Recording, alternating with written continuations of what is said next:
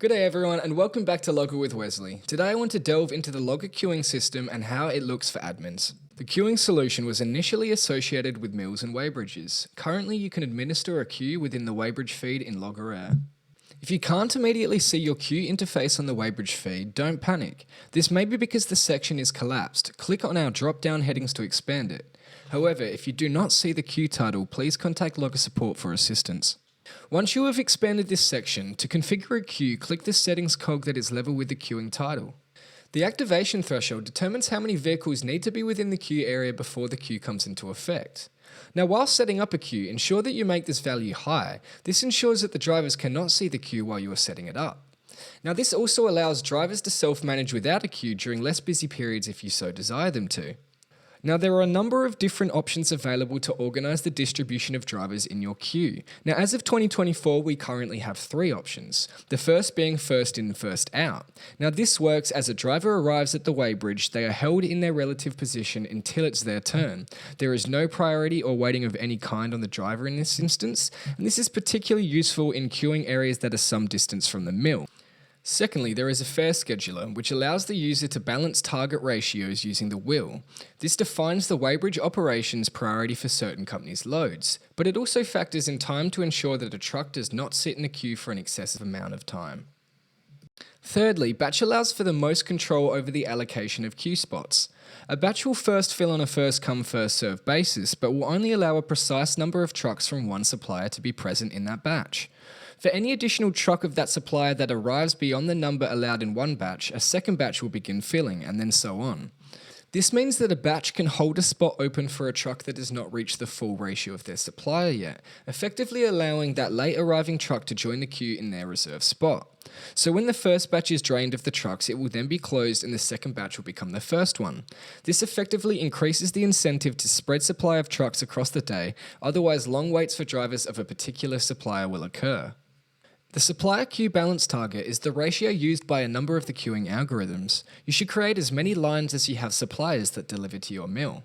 Now first, choose a color, allocate a supplier, and then enter the ratio. The higher the number represents the more priority they will hold within the queue. Queuing has been created to accommodate a number of real-world scenarios. Using the map, you can create a boundary shape, and when a truck crosses into this boundary, a queue action takes place. The simplest boundary is a single shape that trucks must remain within to stay in the queue. Leaving this space will result in the removal from the queue. Now there may be need for 2 of these to represent a mill with 2 different entrance and exit possibilities or queuing areas.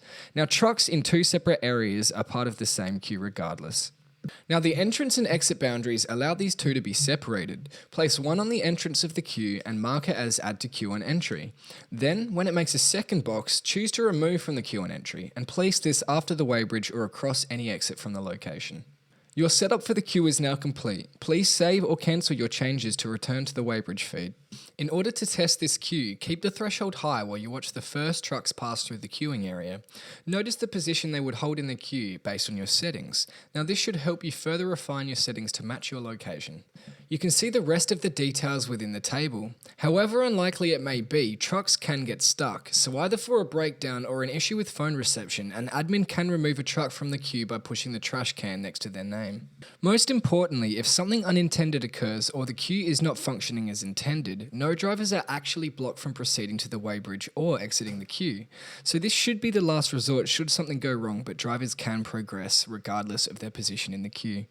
Next to this table, we provide the statistics for admins to understand busy periods of the day or whether or not their ratio was achieved.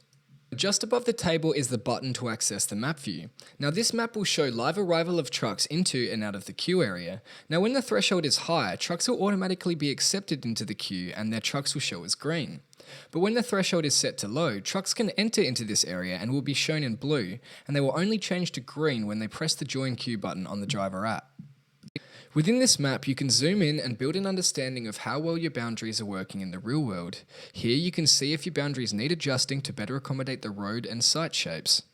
Scrolling below the map will show the audible log of the queue across the day. You are unlikely to need this log very often, but it may be useful for understanding driver behavior or understanding where things are going wrong. It may also be useful if lodging a complaint against support to first check your log first.